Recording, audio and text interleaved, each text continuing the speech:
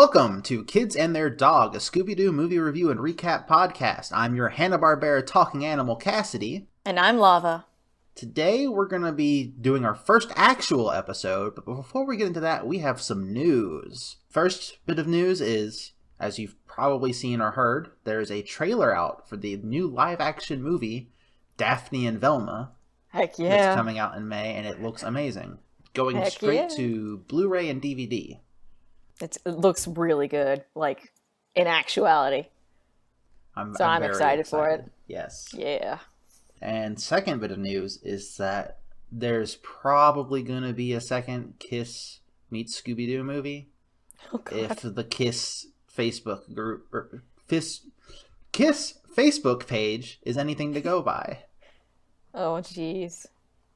Because there's a picture of them talking about how they just finished recording some more dialogue for a Scooby-Doo cartoon. Of course. Man. I'm excited about that one as well. The first one's pretty good. Oh, I don't even remember any of it. But that's me for most of these movies. They're from space. God. The planet Why? Hysteria. But that's Why? spoilers for another time. Oh gosh.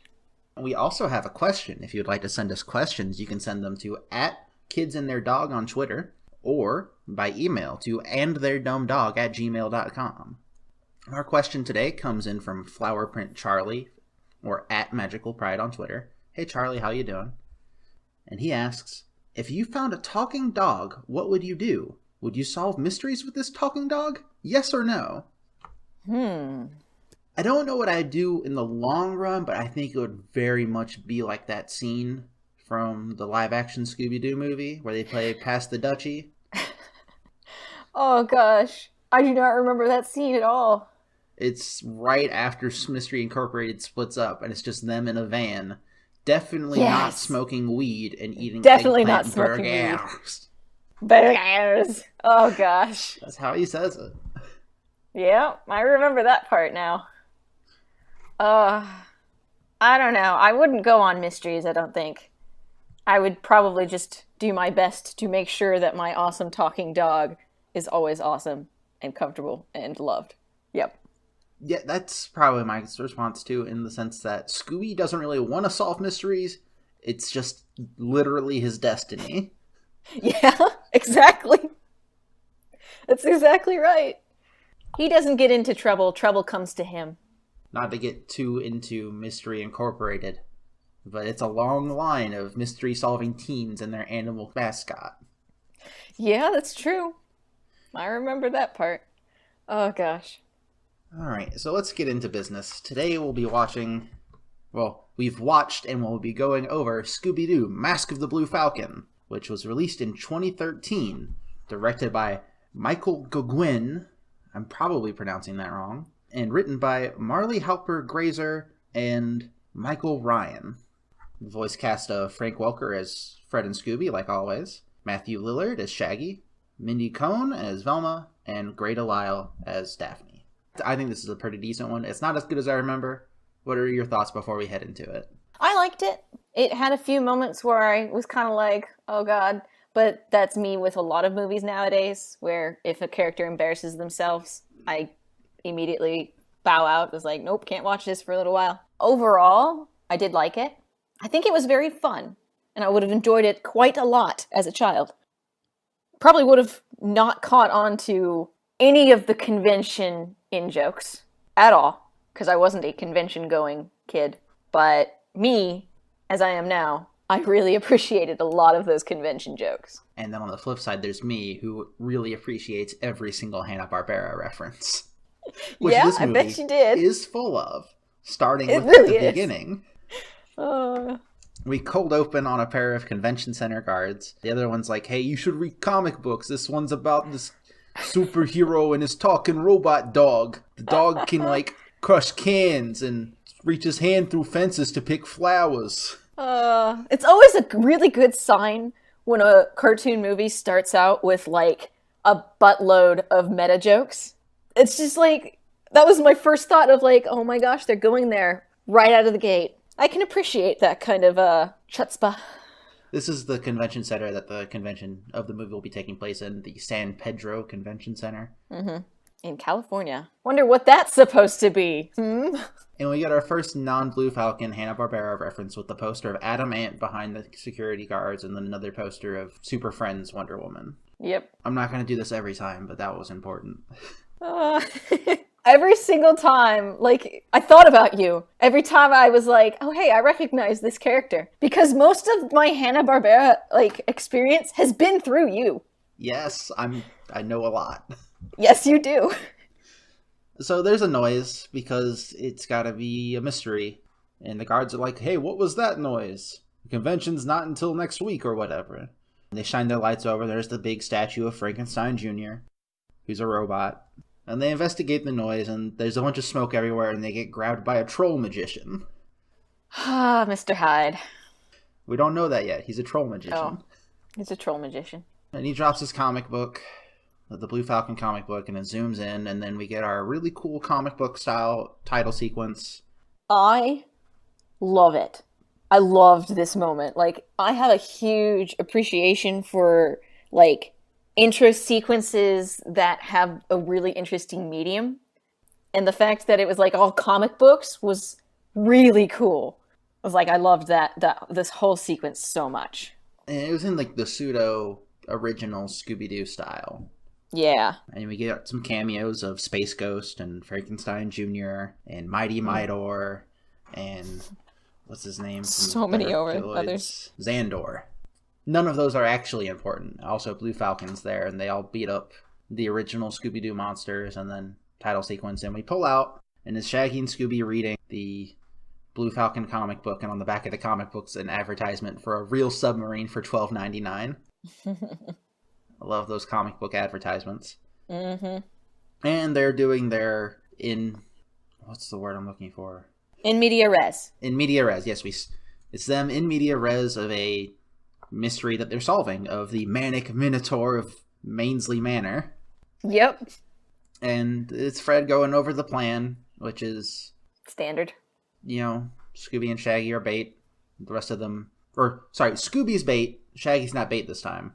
And then they pull some ropes to lift the Minotaur up into the net. It does the thing at the beginning. I was like, oh no, Scooby doesn't want to do it. Do you want a Scooby snack? Do you want 2 Scooby snacks? And Shaggy's like, I bet you do it if Velma calls you Dog Wonder. I didn't understand why Velma was singled out there. It was very very pointed, but I didn't have the context of why it was so pointed. As we will learn later. Yeah, based on later stuff. Velma does not like comic books. Nope. She does not. She's probably derided their enthusiasm before. It's very much like a, oh, please help us, Dog Wonder. What? I didn't hear you.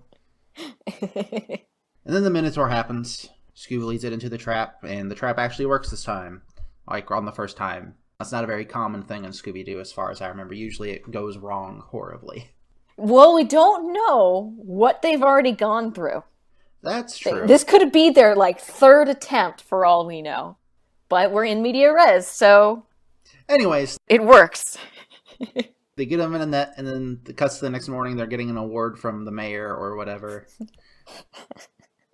And the monster's still in the costume. This boy has been in this costume, hanging upside down or whatever, for, it must have been at least hours. It must have been like at least 5 hours. Yeah, the Minotaur is like, man, this net's chafing in all the wrong ways. And Fred's like, look, it takes a while to set up these award ceremonies, apparently. It's like, oh my god, Fred, why? And the Minotaur goes to give his whole backstory, and Shaggy's like, nah, shut up, we gotta leave. And then he pushes everyone into the Mystery Machine, and they leave. Yep. Because, as we mentioned earlier, there's a convention happening. It's a comic book convention, and Shaggy and Scooby want to go because they're comic book nerds. Has that always been a thing, by the way? Or is this just for this movie? I don't think they've ever been, like, extremely comic book nerds. I imagine they've read comics before. Okay. I was realizing as I was watching this, thinking, I don't remember them ever being really into it, but for the movie itself, it I guess, it was like, oh yeah, this has always been a thing. Yeah, there's some stuff that comes up later that I'm like, wait, hold on. Yeah. But so Shaggy and Scooby are making costumes in the van while watching an old Dynamite cartoon. And apparently the costumes are made of string cheese and food coloring. Yep.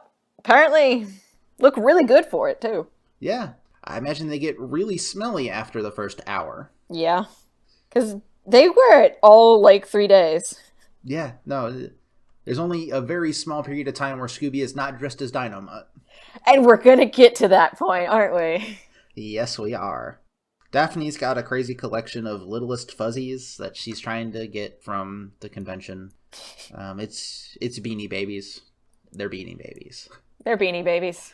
Fred wants to see the premiere of the new edgy Blue Falcon movie, because this was around the time of the Dark Knight trilogy. I think this would have been around The Dark Knight Rises. Yeah. Yeah. But this is, I guess, referencing the whole thing going on with that. Yeah. The grim reboot of a movie franchise. Or TV franchise, whatever it is. Velma heard the convention was haunted, and then Shaggy's like, no, and takes the computer away. They get there, and we see their costumes, and Shaggy's costume is just a t-shirt. Yeah. It's just a blue t-shirt with the Blue Falcon F on it. Yeah. But, Scooby's actually dressed up like Dynamite. Yeah, it was so funny seeing it. It's like, either Shaggy just doesn't realize, or he just didn't want to put in the effort. Because he could have worn a mask. It's like, that is the most closet cosplay I've ever seen. And it wasn't even good closet cosplay. Yeah, he didn't even have a cape. Yeah! He says later on, it's like, he doesn't even have a cape. And yeah, Shaggy, neither do you right now. There's some stuff here and there, the parking lot of the convention center. Velma calls it a Mondo Geekathon. There's a guy in a crab costume, and Shaggy and Scooby get scared because, a monster, but it's just a costume, and he jumps in a car or something. And then we see some footage from the new Dynamite movie. And the new Dynamite's just a Terminator. Yeah. It's just a dog-shaped Really Terminator. is. It really is. And then there's a guy in a Zorak mask from Space Ghost. Yes. And he scares Shaggy and Scooby. Yeah.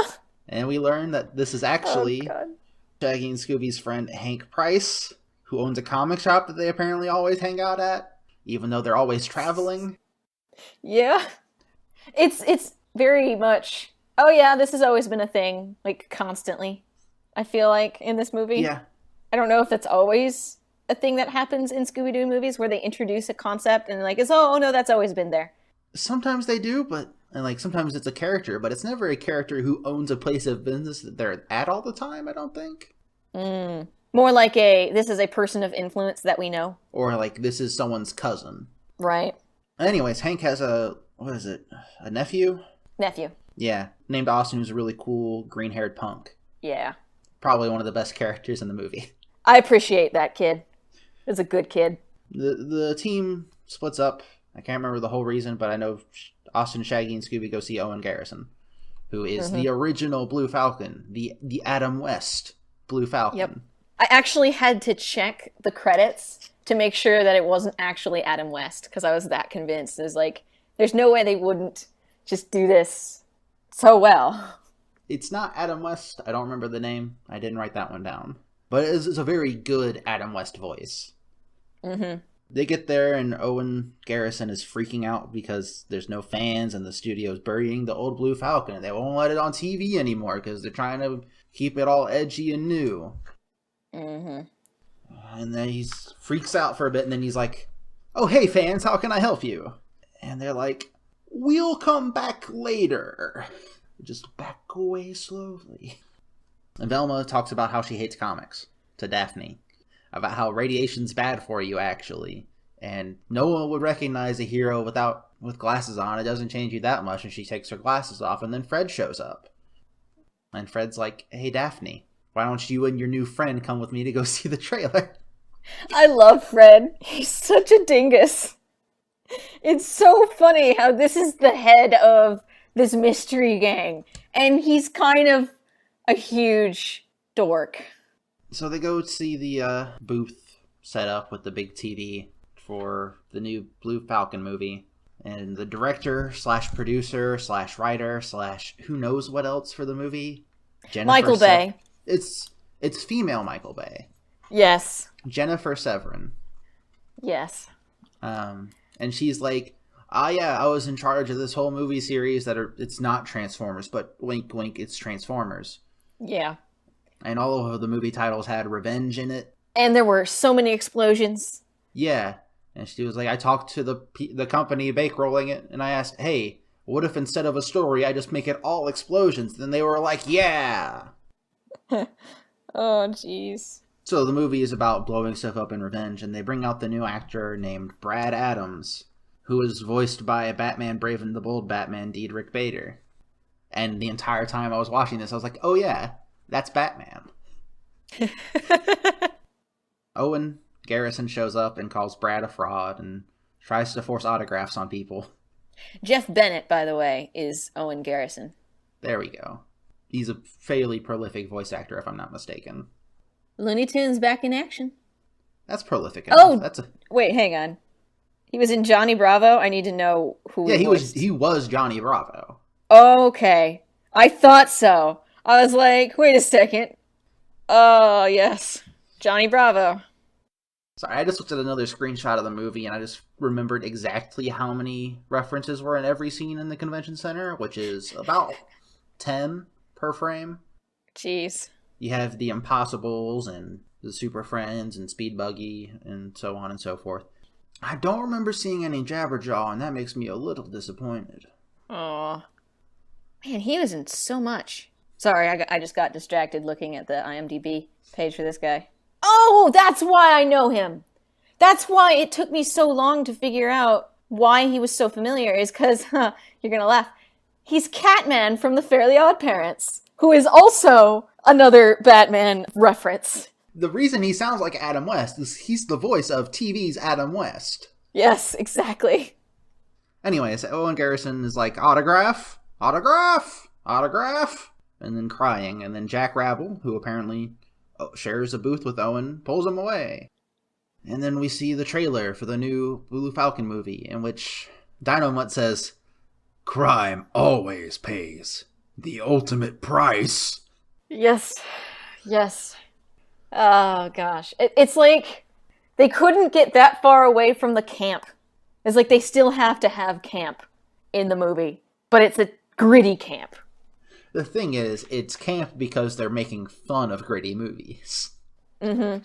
The trailer is interrupted by a troll magician, who we find out is Mr. Hyde, who is Blue Falcon's worst enemy. He's on the screen, and then he appears IRL in a puff of... I said IRL out loud. Yes, you did. Because I'm reading my notes. He shows up in real life on top of a plane in a puff of smoke and is like, bats! Okay, I need to pause. So, watching this scene, I was convinced it was just part of the trailer, since he was on the screen at first. And I was thinking up until the point where he releases all those bats, is like, every single person at this convention is convinced that this is just part of the convention. This is just part of the trailer. I was like, yeah, that's real life. That's what we would think. Oh, I forgot to mention, and this is one of the most baffling things about this movie, is that they're showing the trailer now. This is the first trailer ever premiered for this film. And then they're airing the whole film at the end of the week. Yeah. The whole thing. I found that very interesting.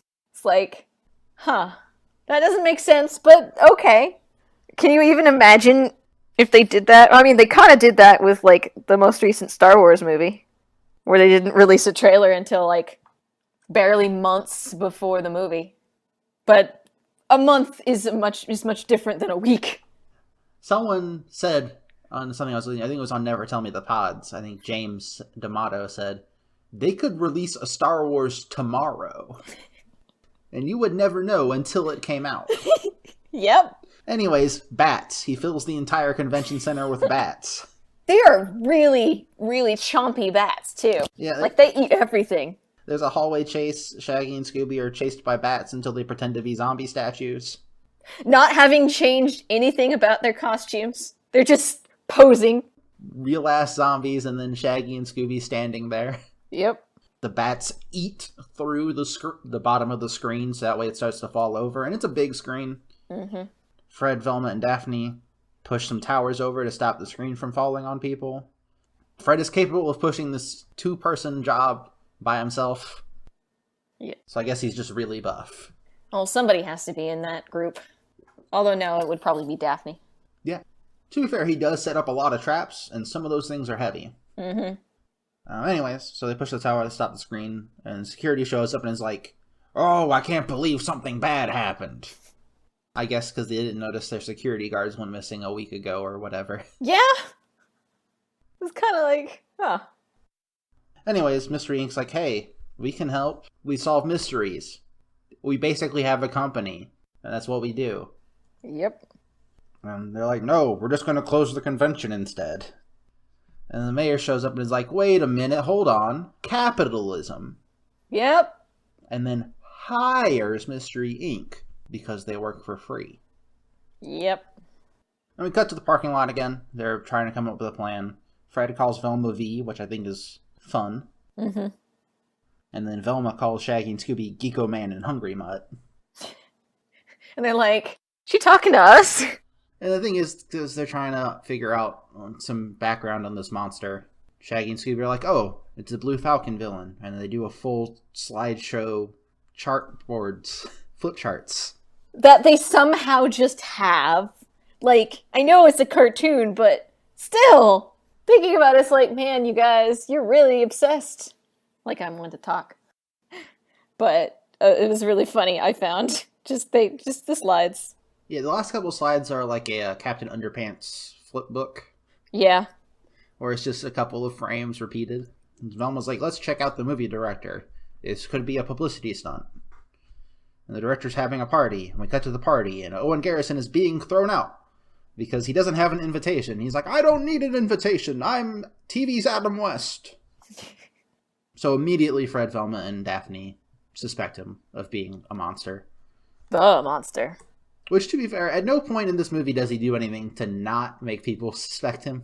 Yeah, he's kind of constantly out there. Threats and everything. He doesn't go out of his way to prove himself at all, ever. Even at the very end. So they start questioning the people of importance. Brad Adams knows nothing and has never seen Blue Falcon before in his life. Which Shaggy is very upset about. He calls Blue Falcon, and I have most of this written down, I'm just missing a single couple of words. "An enigma, living a life in the blank of uncertainty." He's that kind of actor. He's that kind of actor. And they talk to the director, and the director's like, "It was probably Owen Garrison. He's a freak." Scooby's eating at a buffet while a guy talks about his movie pitch. And then Mr. Hyde shows up, and Velma, Daphne, and I think it's just Daphne makes a point to say, "Hey, the director and Brad are both gone." Yes, I think it's Fred, too. Yeah, I think one person said something for each of them. Yeah. Anyways, Mr. Hyde sends out a dog. It's a good dog. The hideous Hidehound. Voiced by D. Bradley Baker. Yeah, it's always important to have dog voice. Yep. Daphne saves some sort of rando, and then Fred grabs Daphne and then jumps into a pool. Butt first onto a float. I really, really liked how Daphne kicks a lounge chair in front of the dog, and the dog just kind of stops. It's like, oh no, a chair.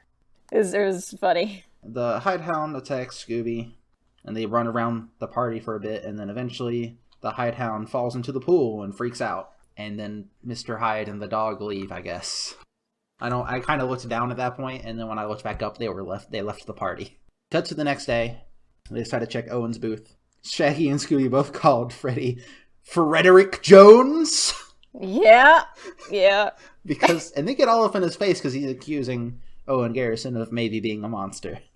And then Jack Rabble, the person who saved Owen from before, shows up, and apparently Owen's booth partner. They share a booth. And he was a combat bots champion, and it's battle bots. There's a battle bots montage. Yeah. He defends Owen Garrison as a crazy but harmless old man, and offers the gang some sort of crazy complex tiny robot that breathes fire and has hammers. And then Shaggy buys a spy bot. A spy drone. Which he uses for like an hour and then it disappears. He gets some stuff with it that's important later. I think it's funny how they don't even show it and they just have Shaggy mention a spy bot and like, hey, can I buy that spy drone from you? Yep. We cut to Scooby using the spy drone to steal donuts and Shaggy being legit bummed because his childhood hero might be a problem, which, relatable. We cut to Fred, Velma, and Daphne in the security booth watching some footage. Scooby and Shaggy bust in with evidence. And it's like, hey, here's the evidence. Jennifer Severin is excited about all the hype around the movie being built by this Mr. Hyde appearance. And these are like videos of people on phone calls. Like all of them, I think, is someone on the phone. Brad hates this movie and hopes that the Hyde attacks let him leave the movie franchise so he doesn't have to keep being the Blue Falcon. Hank Price, who is the comic book guy, is making weird phone calls and he's talking in that Klaatu Barada Nikto language. Which I immediately saw and I was like, oh my god. It was a very Klingon moment. It was like a nerd at a convention. Gotta speak Klingon. Gotta make phone calls in Klingon. They head outside the security room and Fred's like, oh man, good initiative, Shaggy. And Daphne's like, man, I wish there was just one person that we could look at. And then Fred elbows her to get her to shut up because he wants to be encouraging. And then Velma comes out with all access passes and sends Shaggy and Scooby off to eat all of the catering so they can go harass Owen. Daphne goes nuts and chases after some littlest fuzzies. I think actually fist fights a woman. Yep. Well, I think it's not a fist fight, more of a she's grabbing the fuzzy out of the person's hands. Who, by the way, looks like they just bought it. So it's like, Daphne, calm down. So we cut back over to Fred and Velma going after Owen, and they get over there. No one's going like, oh, I'll show you. And he tells Fred and Velma how he's being screwed, like we heard earlier, because of the no more reruns and all of that. And the fact that he was banned from wearing the costume in public. Like, okay, that's kind of unreasonable. I was like, why would you do that to this man? He just wants to make people happy. And residuals. But it's like, oh yeah, we're not going to cast you in this, and also you can never be this character ever again. Sorry. Bye. It's like, wow, rude. And apparently he was trying to pitch a Blue Falcon movie for a while, and no one wanted it. Yeah. And then suddenly Michael Bay comes in and is like, explosions, and like, yeah, movie. Like, wow, jeez. Please. Michelle Bay. Anyways, he walks away and he's going like, oh, they'll pay! And runs off. He cuts to Shaggy and Scooby doing a superpower tag team eating attack. Yep. That whole sequence is hysterical. It's just them eating food, but for like 2 minutes. Yeah. And a montage. And then it cuts to them walking back behind something, and Shaggy and Scooby hear Jennifer Severin say that she wants to record the next Hyde attack. And then they get chased by a crazy strong lady for eating all of the food. And it's like, because this was supposed to be for the staff section, and they just ate everything. Oh no, apparently it's supposed to be for the press. The head guard mentions that, oh no, yeah, I have to find out who ate all the food for the press. And it's like, priorities, man. So they get chased by the crazy strong lady, who like lifts up two very long tables, one in each hand, and just throws them at a door. Yeah. They run end up in a creepy locked basement. Their worst nightmare, like basically every movie. Yeah. We go over to Daphne, who's at Hank Price's booth, because he's got a special edition Blue Falcon Littlest Fuzzy. It's like a bear wearing a Blue Falcon costume. It's normally $5, which apparently for a collectible, I'd say that's not a bad price. But because it's the Blue Falcon going all this crazy with these Hyde attacks, it's $5,000. Yeah, he gets to make a bunch of money on all this Blue Falcon merchandise. Yep. I always, I'm looking at the Littlest Fuzzy dressed up as the Blue Falcon, I was thinking to myself, is that a legit product, or did he make this? And when did he make it? Did he just make it, like, in the last hour? Because I kind of got that impression. Both are legitimate theories. Yeah. And I kind of think that he made it, now that you mention it. Because if it was real, it probably wouldn't have been $5. It probably would have been $20. Yeah, that's right. It's like those kind of special edition anything are much more expensive than just the regular, oh, it's slightly a different color. Like Daphne was going gaga over earlier. But I swear that thing makes me think of the homemade painted My Little Ponies figurines. This is where I just special outfit for it. And I'm going to sell it for much more than what I paid for it. Yeah. Which inspired. Yeah. I also think this is probably the only Littlest Fuzzy that I like. Yeah. It actually looked cool. The rest of them look kind of gross. Honestly, they made me think of Furbies more than they made me think of Beanie Babies. Yeah, they're Beanie Babies that look like Furbies. Yeah. And it sucks. And thankfully they don't have, well, as far as we know, they don't have any mechanisms in them to make them scream. Oh, God. Furby glitches are messed up. So they're still there at the comic book thing, comic book booth, and Velma's flipping through some of the old Blue Falcon VHSs and notices that the attacks are following the pattern, a pattern of the attacks from the old TV show, with episode 1 being Hyde throws bats, episode 2, Hyde throws a dog. Austin shows up and is like, hey, what's up? And Velma's like, hey, when's the next time Hyde shows up? He's like, oh, episode 22, and he's got Joker gas, but it's goo? Mm-hmm. Turns them into people into monsters. It turns them all into people who wear Mr. Hyde masks. Yeah. What really gets me about those first 2 episodes that Velma notices is that she gets these from the box art. She gets the plot from the box art. And it's like, that's not how TV shows work, but also, yeah, I can see it working. Also, they usually fit like 4 episodes on a VHS. At least 2. Mm-hmm. I would imagine it would be 2, like an hour long-ish. And so they figure out the next attack's going to be the Joker gas attack, complete with the balloon or whatever. With Monkey Balloon. Prince playing Party Man. I think the best song from the Batman soundtrack is Prince's Party Man. Anyway, so they go to this warn security people, and security is like, hey, we got to figure out who ate all this food. The monster can wait. Priorities. Shaggy and Scooby stumble. We come back to them. They're in the basement. They stumble upon the Hyde lair, complete with maps and plans and Tesla coils and test tubes.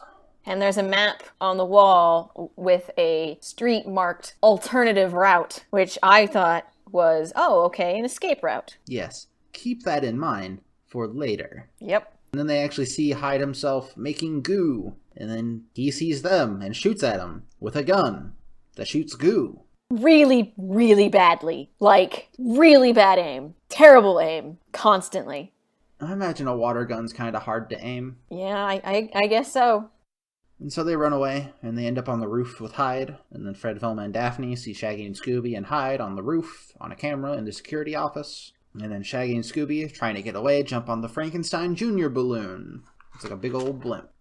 Fred, Velma, and Daphne climb up on the roof. They burst out and they're like, hey, we're here now. Hyde's like, oh, really? And then cuts the balloon free and flies away. So Shaggy, Scooby, and Hyde are on top of this big Frankenstein Jr. blimp. And Hyde starts throwing goop grenades at the city below. None of them actually hit anybody, but they hit like some cars. And people are running screaming. But I don't think anyone actually gets hit. Nope. I was keeping an eye out for it. Nobody got hit. And then they get close to City Hall. So Shaggy and Scooby jump off onto City Hall. And Hyde sends some more bats. And they eat, like, the air conditioner on the roof. They just eat it. Yeah, these bats mean business. Shaggy and Scooby run into City Hall, and they're chased by the goo as it starts to fill the stairwell that they're in. All of the doors are locked, and there's a scene of them trying to get through one of the doors, and there's a guy on the other side, is a janitor, and he's dancing, and he looks just like Paul Blart. Yep. It's the first thing I thought. I was like, oh, hey, it's Paul Blart. I thought of that scene in Spider-Man. Was it The Amazing Spider-Man, I think it was? Where oh my gosh, Stan Lee cameo. Mm-hmm.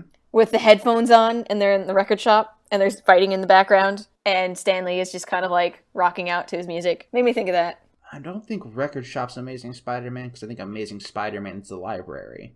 It's wearing headphones in that one too, though. Okay, yeah, I haven't watched it in a very long time, so. It's my favorite Spider-Man movie. It actually it is. I know I joke a lot about Spider-Man 3 being my favorite, but it's Amazing Spider-Man. I believe you.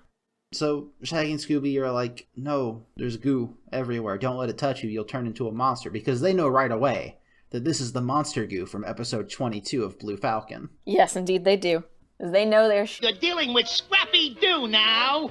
The security guard calls the mayor and is like, hey, City Hall might be under attack. You might want to get out of there. And he's unfazed for a little bit, and then he's like, all right, everybody please leave. I gotta go do something. He has to go to the bathroom. That's what he says. That's his excuse.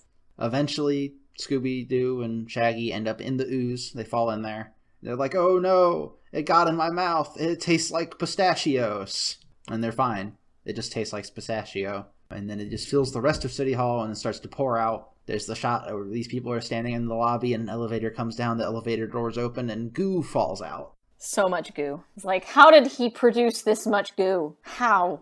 And they ride the tidal wave of goo out into the lawn. Shaggy starts holding and screaming about Scooby-Doo being turned into a hideous, ugly monster. Mm-hmm. And as the goo falls away from the form he's holding, it's actually the mayor. Mm-hmm. And Scooby's like, hey, Shag, you're messing up, my guy. Don't call the mayor ugly, please. Yep. The mayor fires Mystery Incorporated. For some reason, he says, for making him look like a fool. I mean, they did. But, like, no more of a fool than he would have liked if they weren't there. True. He would have looked worse like a fool without having someone to blame it on, because it would have been just himself. And, like, there's a news crew there and all of that. Turns out it was pistachio foam. And at the movie screening, because of all of these attacks, and because of the number of people who want to see it, has been moved from the convention to the baseball stadium. Across the street. So apparently there's a YouTube video and everybody's making fun of Shaggy and Scooby for some reason, and even though the fact that they were terrified is completely justified. Yeah. This was a literal, like, terrorist attack. Yeah. Wasn't it like 24 million views? It's like 42 million views. 42 million. And they were like, haha, look at these idiots who think they were going to turn into monsters. Yeah, despite the fact that it's a suspicious green wave of goo, that would be a very terrifying thing if it was, like, literally consuming the building. Yeah. But Scoop Tube, what are you gonna do? Jack Rabble calls Daphne, specifically Daphne, because Owen's missing, and he's like, yeah, I just figured I'd let you know, but it's probably fine. Suspicious. Shaggy's wearing a bag on his head with the face drawn on it. And it's like, hey, where's Scooby? And we cut to Scooby in an alleyway, throwing his Dynamite costume in the trash. Yes. I will be Dynamite no more. I immediately thought of you, Cass. Immediately. It's the Spider-Man scene. Yeah. It's the scene from Spider-Man No More. Spider-Man 2? Isn't it Spider-Man 2? Yeah, it's Spider-Man 2, which is based off the comic book Spider-Man No More. Oh, that scene.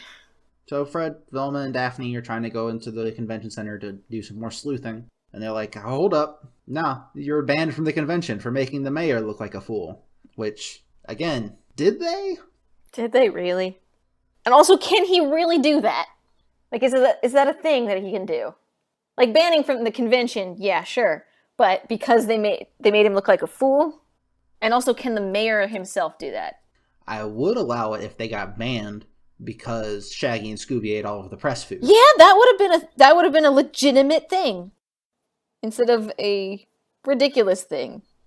Actually, that would have been a really good idea to just have that, where it'd be completely unrelated to the entire thing, except for the fact that it was Daphne and Velma. No, wait, I don't remember. It was Velma who suggested they go eat. Got them the passes. And it was like, hey, there's all this food there, go eat it. Yeah, and they did. They very much did. So it would have been an actually justifiable excuse of, yep, nope, can't be in here anymore. Sorry. Also, you made the mayor look like a fool. But that has nothing to do with this. Oh, well. Austin comes out and is like, hey, I can't find my uncle at all. Have you seen my uncle? The kind of suspicious guy? And Mr. Eaton's like, nah, but we can't help you look for him either because we can't get in. And Austin's like, hold on, I have a plan. Yep. And so he dresses the Mystery Inc. gang like Herculoids. Velma is Igu, who's a rock ape. Daphne is Tara, who's just the lady main character. And then Fred is Xandor, the male main character. Honestly, I think one of them, or two of them, should have been Gloop and Gleep. Because that's a really easy costume to pull off, and there's no way anyone's going to recognize you. Do you know what Gloop and Gleep I'm look looking like? up right now. I was like, wait a second, I need to know what they look like. Oh my god. One, they're Pokemon, and two, they're just Ditto from Pokemon. Yeah? I can see that. That's their whole thing, is that they can change shape, and sometimes they duplicate themselves by splitting into parts. Jeez. I imagine if Shaggy and Scooby had been in the group, they would have been them. No, because Scooby would have been Tundro. Tundros the Triceratops with a gun for a face. Oh my god. And he's got like 8 legs. Jeez. Anyways, so they sneak in and they find out that the next step, according to the cartoon, or the original TV show, is that Hyde's going to become a giant monster. Just a giant monster. Yeah, that's all. I was like, I wonder how he's going to pull that off. My first thought was, okay, that's probably going to be an illusion. Like just a projection illusion. Yeah, that's usually how this goes, is they get like a projector set up somewhere and it's a hologram. Mm-hmm. We'll find out later what's up. So Fred, Velma, Daphne, and Jack Rabble, who's with them for some reason I don't remember, are investigating the Hyde lair. I think they're just all trying to find Owen at this point. Yeah, I think so. I think that's why he's there too. And they're looking around the Hyde lair, but it's all emptied because security team got there first. And then they find a secret compartment. Which, by the way, they find it because this guy has a screwdriver. Just happens to have a screwdriver. And well, he's a BattleBots champion. That's true. That's true. And he opens up the compartment. Meanwhile, Scooby-Doo and Shaggy are both depressed and hungry. And they said, hey, let's go find some food and then be sad about it. Which, same. Yeah, same. They cut back to the lair and they find out that Hyde's monitoring the baseball stadium. They're like, Velma's like, why would he be watching that? You know why. They said on the news. They're changing it from the convention center to the stadium. Yep. If you know it, then he knows it. Whatever. Austin left to try to sneak into the technical showing, the tech test of the movie screening. Mm-hmm. So he could see the movie early, I guess. Which, he's a punk. He's gonna do that. Mm-hmm. Meanwhile, the movie premiere starts. You can see some stuff happening over there. Austin's up in, like, the nosebleed section. Fred, Velma, Daphne, and Jack Rabble all think, hey, maybe Hyde planned to have the movie moved there. And then Hyde shows up at the premiere as a giant and tears through the screen and shoots laser eyes. Yes, he does. And then I think, okay, that is not a projection. Unless it is a projection and there's explosives planted in the ground everywhere he's shooting. That's true. I was thinking that too. Because there's no one there, no one's getting hurt. That's true. Yeah, for some reason they started showing the movie when the actual place was empty, which... Oh, it's the tech rehearsal. Yeah, but the whole movie? Yeah. Huh. They need to make sure it's not busted. Okay. I guess. I don't know. But yeah. My question is, why is Hyde attacking the tech rehearsal? Yeah, you would think he would attack the actual premiere. Every other time he's attacked, like, everyone. Yeah. People are running away from the stadium. Shaggy and Scooby run towards it because, hey, more stadium food for us. Mm-hmm. Gotta have those hot dogs and pretzels that cost $6. They don't stop to think, oh, there's a huge crowd of people running away screaming. Huh, that's interesting. Normally, they're all about leaving when other people are leaving. Yeah, but nope, food. We cut back to the attack. Austin is being directly attacked by Hyde. Yep. Like, Hyde is hunting him down. And at that point, as Hyde crushes the seats, I think to myself, yeah, that's not a projection. That one's definitely not a projection. Shaggy and Scooby show up and are like, oh no, Austin's being attacked. And then Scooby has, like, a moment in his brain where Dynamite is talking directly to him. Yep. Remember, Scooby, it's about the hero inside. And then Scooby leaves and comes back dressed up in a suit and glasses. Yep. Then Shaggy's like, what? Who are you supposed to be? And then he takes it off and then he's Dynamite. Yep.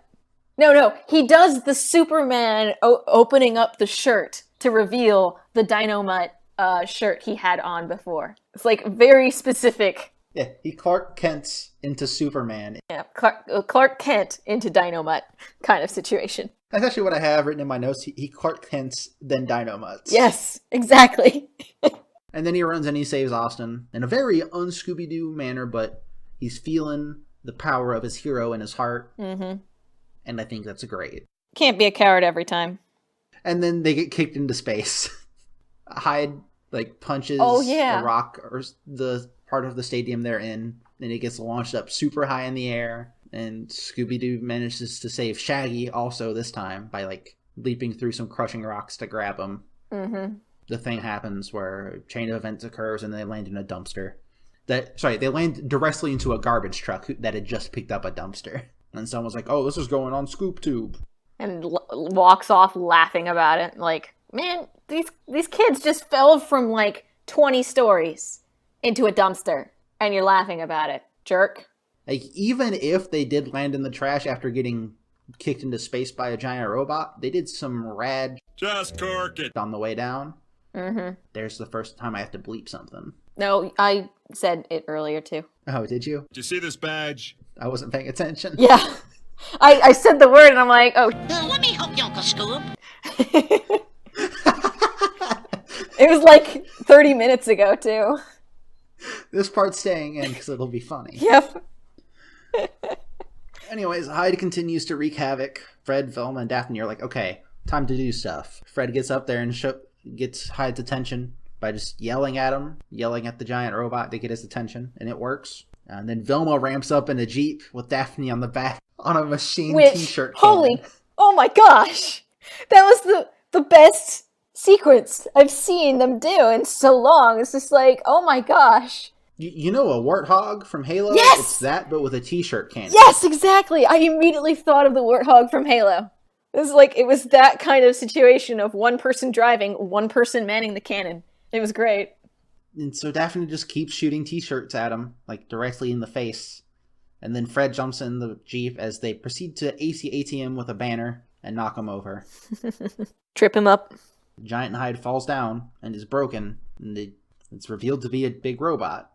Something I noticed is that the first line that Hyde says as a giant, he repeats twice more before this scene.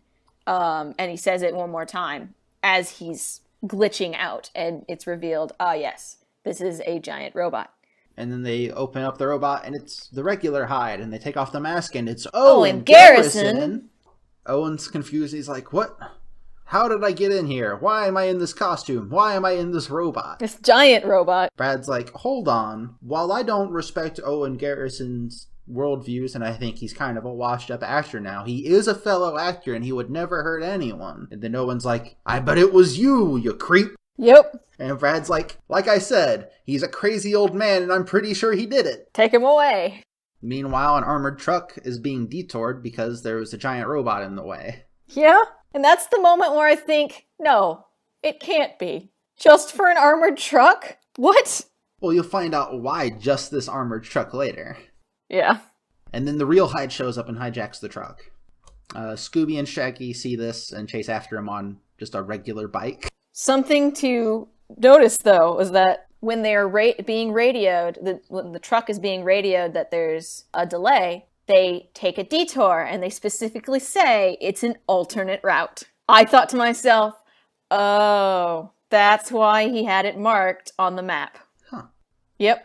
I knew that was a thing, I just didn't realize they used the exact same phrasing. I feel like they must have, because I immediately was like, oh, that's why! It might have been something similar, if not exactly that line.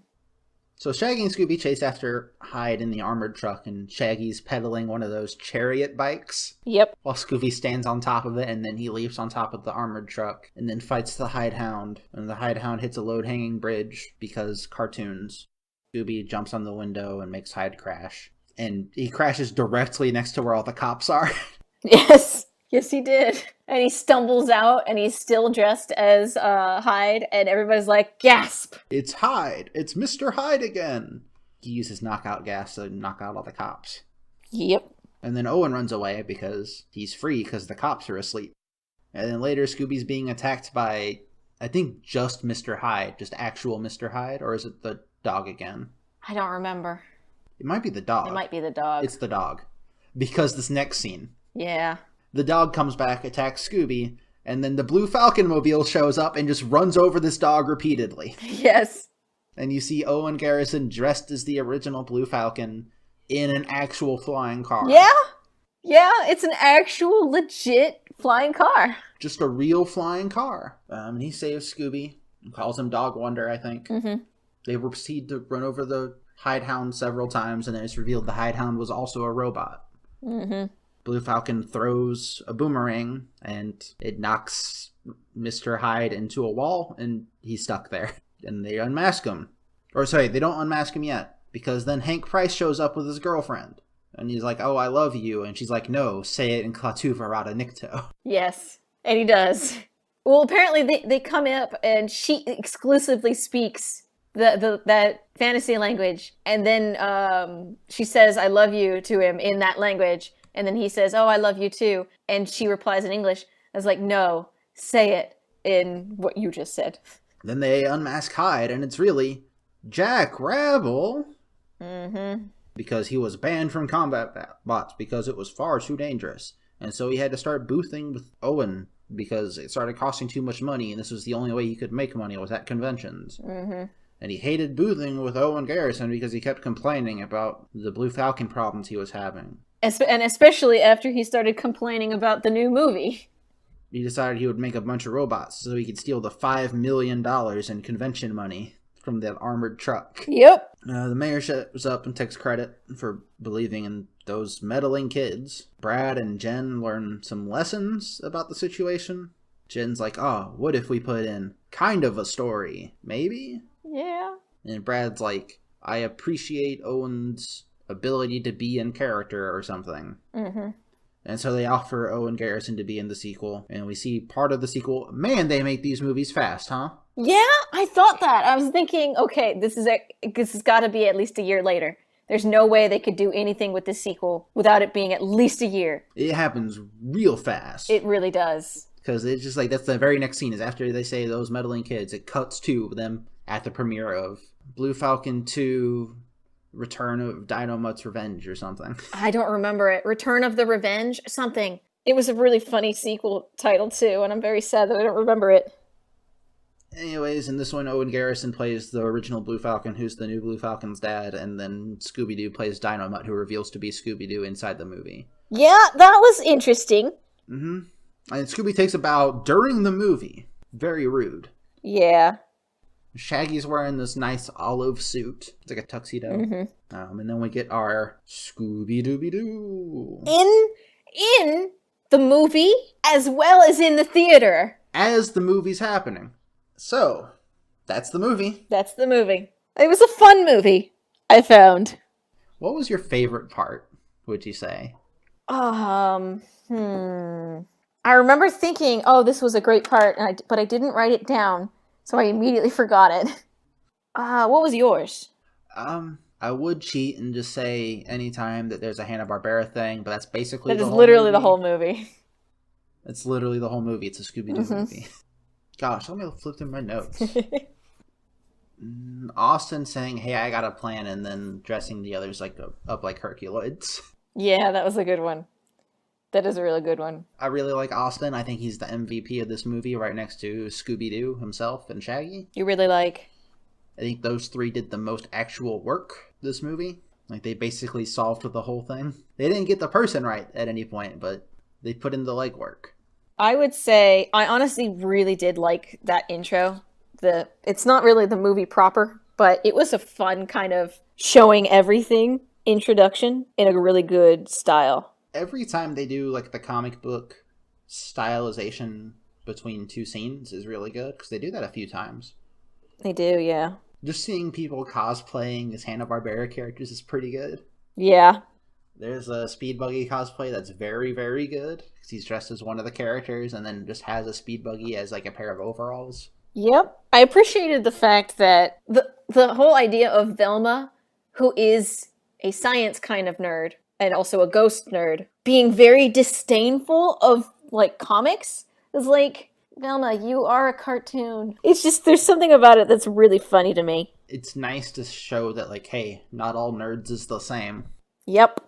So let's go ahead and, I guess, rank this movie of the movies we've watched so far. Would you say this movie is better than nothing? Yes, it is better than nothing. All right, so it goes both at the top and bottom of the list. Something that I had a thought of, like, I wonder. I was like, what kind of dog is Dynomutt? Because it's not like, he could be a Great Dane. He's that size that Scooby is. I think he's part husky. Part husky? Yeah. I didn't see that. Maybe shepherd. I think shepherd's what I'm thinking. Oh, okay. I think he's a German shepherd. That's what it is. It's like got that kind of body build. It's mostly the ears and face that make me think that. Yeah. But the real answer is he's a robot. Yeah, that's yeah. It's so funny because like I keep forgetting that the actual Dynamite was a robot, and it's not just that they made him into a robot in the reboot, but that just made him into a Terminator in the reboot. And I'm like, oh yeah, kind of moment of, oh yeah, this dog has actual like Inspector Gadget limbs, like legit Inspector Gadget limbs. So, do you want a quick rundown of the synopsis of the actual first Dynamite episode? Yes, always. Episode 1 of Dynamite, as part of the Scooby-Doo and Dynamite Hour, is called Everyone Hide, but spelled like Mr. Hyde. Oh, God. Willie the Weasel has created a formula that turns him into Mr. Hyde.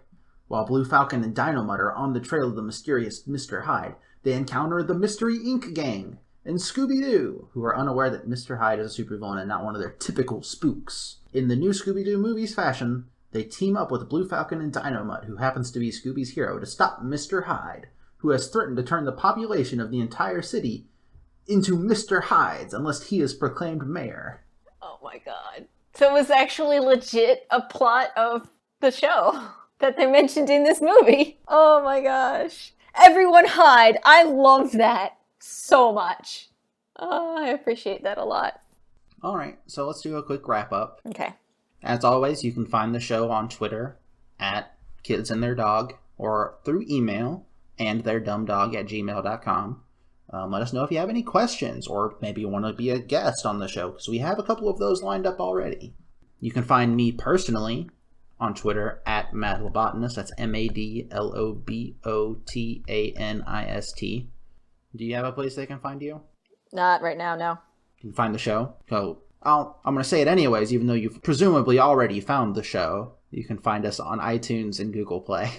Earlier this week, or so a couple weeks ago as time of release, I did a live tweet of the Scooby-Natural episode of Supernatural with Scooby-Doo in it. That's on the Kids and Their Dog Twitter, using the hashtag KidsInTheirCrossroad. And there's probably going to be some more fun stuff eventually on our Twitter, so maybe keep an eye out there. Wink, wink. We need to record some of that stuff. Yeah. Anyway, so next month we'll be watching Lava's favorite movie, Scooby-Doo and the Cyber Chase. Very, very good. It's a very popular movie. Yep. Apparently it's 60% on Rotten Tomatoes. Huh. I'm going to be honest with you, I don't remember much about it. Honestly, neither do I. It's just the one that I know for a fact that I liked as a kid because I watched it as a kid. So, until next time, they would have gotten away with it too. If it weren't for us meddling kids.